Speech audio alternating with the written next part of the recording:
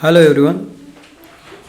आज हम 11th class का फर्स्ट बी एक्सरसाइज से पहले वाले वीडियो में हमने लिया है। आज हम सेट थ्योरी का फर्स्ट सी एक्सरसाइज को देखेंगे। Class 11th R B. त्रिपाठी। इसके अंदर देखिए पहला क्वेश्चन है, which of the following sets are finite या इनफाइनाइट। तो फाइनाइट सेट क्या कहलाता है और इनफाइनाइट सेट क्या कहलाता है। जो चीज़ काउंटेबल होती है वो फाइनाइट कहलाती है, जो अनकाउंटेबल होती है वो इनफाइनाइट कहलाती है। यदि पहला क्वेश्चन हम देखें तो उसमें दे रखा है 1 2 3 4 डेज 100, मतलब आपको 1 से चालू करना है और 100 पे ख़त्म करना है।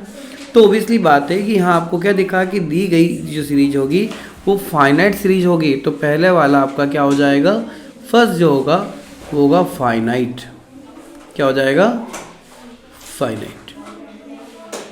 सेकंड देखो, जो 0 से तो स्टार्ट हो रहा है लेकिन 1 2 3 डेज कहाँ तक जाएगा, इन्फिनिटी, ना जाने कहाँ तक जाएगा। तो ये अनकाउंटेबल है, तो मतलब ये हो जाएगा इनफाइनाइट। ओके।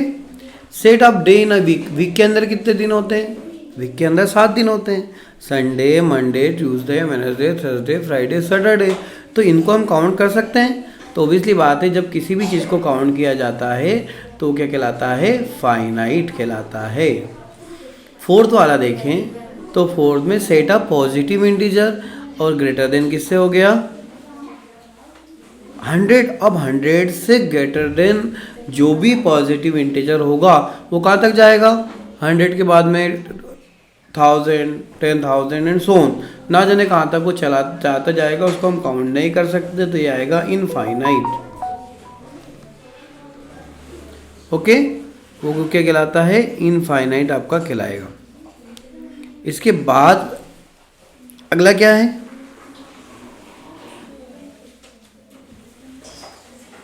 अगला है फिफ्थ वाला, set of the line perpendicular to the Y axis. अब फिफ्थ वाले में जो वाई एक्सिस है उसके ऊपर परपेंडिकुलर लाइन हम कितनी निकाल सकते हैं, ना जाने कितनी ही बन सकती है मेरे हिसाब से। तो जैसे ये एक्स एक्सिस हो गया और ये वाई एक्सिस, तो एक वाई एक्सिस से perpendicular to the Y axis के कितनी लाइन हो सकती है, 1 2 3 4 5 6, ना जाने कितनी लाइन हम बना सकते हैं। तो ये भी क्या हो जाएगा आपका, फिफ्थ वाला भी इनफाइनाइट हो जाएगा। ओके। अब आते हैं 6 वाले पर। 6 है, set of the line joining अब 2 पॉइंट के बीच, दो कोई भी लाइन 2 पॉइंट को ज्वाइन करेगी तो क्या कहलाएगा, काउंटेबल कहलाएगा, क्योंकि उसके अंदर 2 ही पॉइंट होंगे। तो होगा फाइनाइट। क्या कहलाएगा, फाइनाइट। 7 वाला, set of the number, number का set, set of number, number का कोई भी सेट होगा तो क्या होगा, फाइनाइट होगा। किसी ना किसी तरह के नंबर हमको दे दिया तो नंबर का जो सेट होगा फाइनाइट होगा। अब 8 वाला देखते हैं, set of a number which are a multiple of 7। 7 का मल्टीपल होना चाहिए। अब 7 के मल्टीपल तो ना जाने कितने ही निकाल सकते हैं। तो ये क्या कहलाएगा, इनफाइनाइट। लास्ट 9th वाला जो दे रखा है, set of the prime number less than 99। 99 का प्राइम नंबर होना चाहिए और इससे लेस देन, प्राइम नंबर और लेस देन किससे होना चाहिए, 99। 99 से लेस देन वाला जो नंबर होगा वो इसके अंदर हो जाएगा। तो 99 से लेस देन प्राइम नंबर कितने होंगे, ना जाने कितने होंगे, ये भी क्या होंगे, फाइनाइट होंगे ना। तो क्योंकि 1 से लेकर 99 के बीच की जो संख्या है वो हम लिख देंगे, तो यह जाएगा फाइनाइट। क्वेश्चन नंबर 2 जो दे रखा है, which of the following is empty set. Empty set जो होंगे वो कौन कौन से होंगे, set of the even prime number, even हो और प्राइम नंबर हो तो इसका सेट हो सकता है।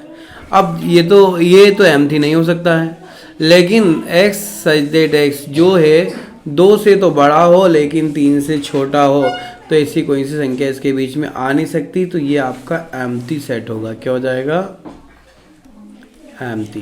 कौन सा वाला, सेकंड वाला। थर्ड वाला, पॉइंट इंटरसेक्ट और 2 पैरेलल लाइन। 2 पैरेलल लाइनों को इंटरसेक्ट, यदि 2 लाइनें खींची है हमने तो इनका कोई भी इंटरसेक्शन पॉइंट हो सकता है, कभी भी नहीं हो सकता है। तो ये भी क्या कहलाएगा, एम्प्टी कहलाएगा। पॉइंट नंबर 3 भी आपका एम्प्टी हो गया। फोर्थ वाला, set of those odd integer which are a square or even. तो कोई भी जो ओड नंबर होते हैं उनका जो है स्क्वायर जो होगा वो इवन नंबर कभी भी पॉसिबल नहीं है, तो ये नंबर भी आपका एम्प्टी होगा। कौन सा, फोर्थ वाला। और एक रेशनल नंबर है, और एक रेशनल नंबर है 1 और 1 से बड़ा और 2 से छोटा, तो इन दो के बीच में हम लोग इन्फिनिटी नंबर्स निकाल सकते हैं, तो ये एम्प्टी सेट नहीं हो सकता।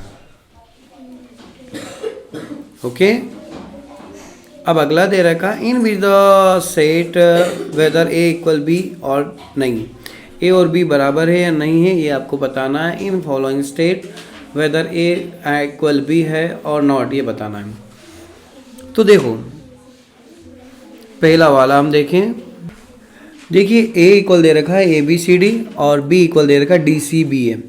तो हमने देखा कि ए के सारे एलिमेंट जो हैं, ए के अंदर जो एलिमेंट है वो बी के एलिमेंट बराबर है, तो पहले वाला तो इक्वल हो गया।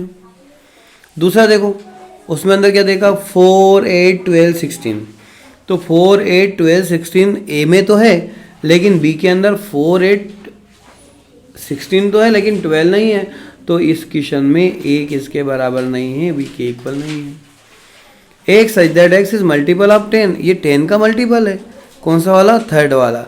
अब 10 का मल्टीपल होगा तो क्या हो जाएगा, ए के अंदर कौन कौन हो जाएगा, 10 20 30 40 एंड सो ऑन। और बी के एलिमेंट क्या दे रखे हैं हमारे पास, 10 15 20 25 30 समथिंग।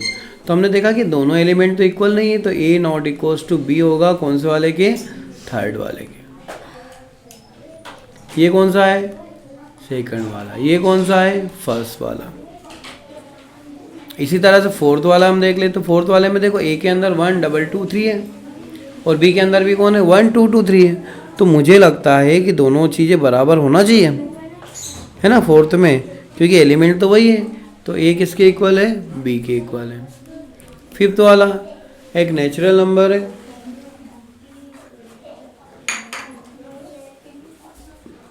फिफ्थ वाला जो दे रखा है उसके अंदर रखा कि N square is lesser equal कितना है, ए वाला।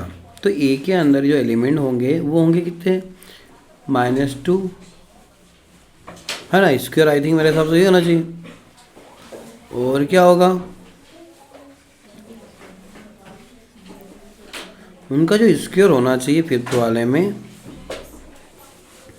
वो 2 2 4 होता है, 4 से ज़्यादा नहीं होना चाहिए। ये 0, ये 1 और ये 2।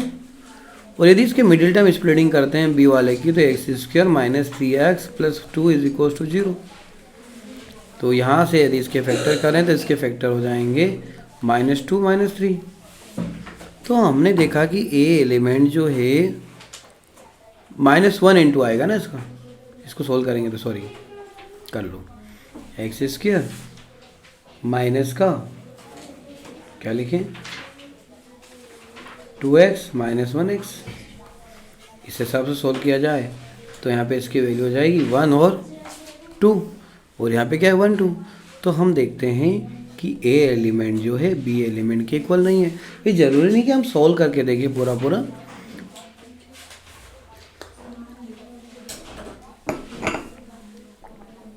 अब देखें 6।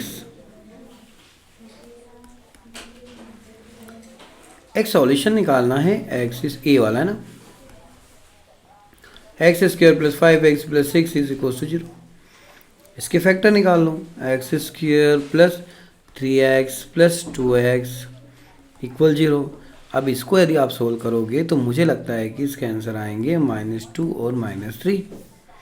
अब जो बी एलिमेंट है उसमें पहले से दे रखा है -2 और -3, तो हमने क्या देखा कि ए जो है वो बी के इक्वल है। सेवंथ वाला जो है उसमें दे रखा है कि एक सेट है किसका, ALLOY का, ये ए के बराबर है। और बी के अंदर भी कौन है, ए भी है, ओ भी है, एल भी है, वाई भी है। तो मुझे लगता है कि दोनों के एलिमेंट एक दूसरे के इक्वल हैं, मतलब वही एलिमेंट इसमें भी वही एलिमेंट इसमें है, तो हम कह सकते हैं कि ए इज इक्वल्स टू बी।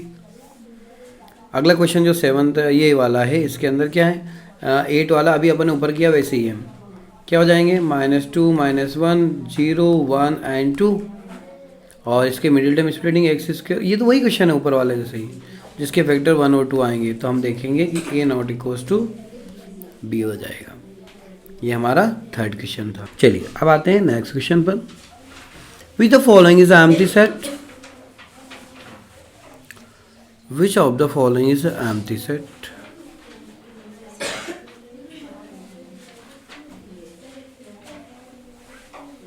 तो देखो यदि x से x की इक्वल नहीं है, पहला वाला देखें कि x जो है x के इक्वल नहीं है, तो इसे तो सीधा सीधा दिख रहा है कि ये क्या है, एम्प्टी सेट है।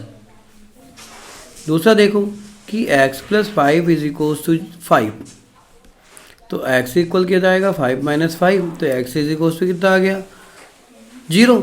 तो ये भी क्या हो जाएगा,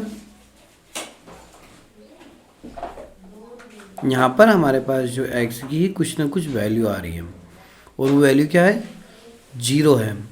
सो इट्स नॉट एम्प्टी।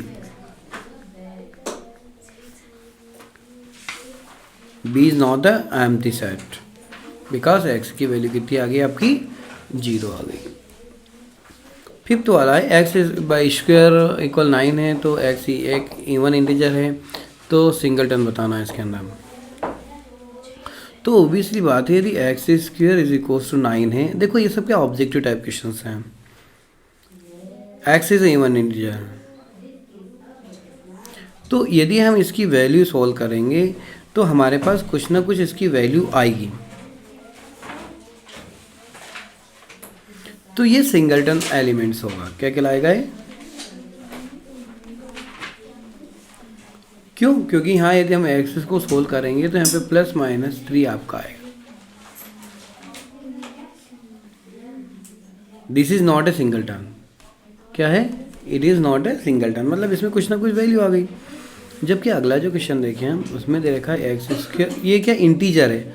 अब यहाँ जैसे x² है -25 = 0, तो x की वैल्यू क्या आएगी यहाँ पे, प्लस, नेचुरल नंबर है, पॉजिटिव आएगी। यहाँ पॉजिटिव नेगेटिव नहीं आ सकती, यहाँ प्लस माइनस आएगा, लेकिन यहाँ पे एक ही एलिमेंट आएगा। जब यहाँ पर एक ही एलिमेंट आएगा तो यहाँ पे क्या आएगा, है सिंगलटन। सिंगलटन कौन सा होगा, जो नेचुरल नंबर है। इंटीजर में तो सारी चीज़ आ जाएगी, तो ये चीज़ नहीं हो सकती। तो पहला वाला तो सिंगलटन नहीं है, लेकिन दूसरे वाला सिंगलटन एलिमेंट है। अब बी वाला इसमें बताना कौन कौन इक्वल सेट है। तो हम देखते हैं कि देखो ए के अंदर 2 4 8 12। अब 2 4 8 12 कहीं भी नहीं है, तो ए तो किसी का भी इक्वल सेट नहीं है, ठीक है। लेकिन बी देखो, बी के अंदर क्या है, बी के एलिमेंट क्या है, बी के एलिमेंट देख रहे हैं आपको, क्या दे रखे हैं बी के एलिमेंट, 1 2 3 4। बी के एलिमेंट है 1 2 3 4, और यही किसके हैं, डी के भी हैं 1 2 3 4। तो हम क्या कह सकते हैं कि ये दोनों इक्वल हैं। कौन, तो बी और डी हमारे इक्वल हो गए। 4 8 12 15 कहीं भी नहीं दिख रहा है, इसको छोड़ दो। ई के एलिमेंट कौन है, -1 और 1। जी के एलिमेंट भी क्या है, 1 और -1, चीज़ एक ही है।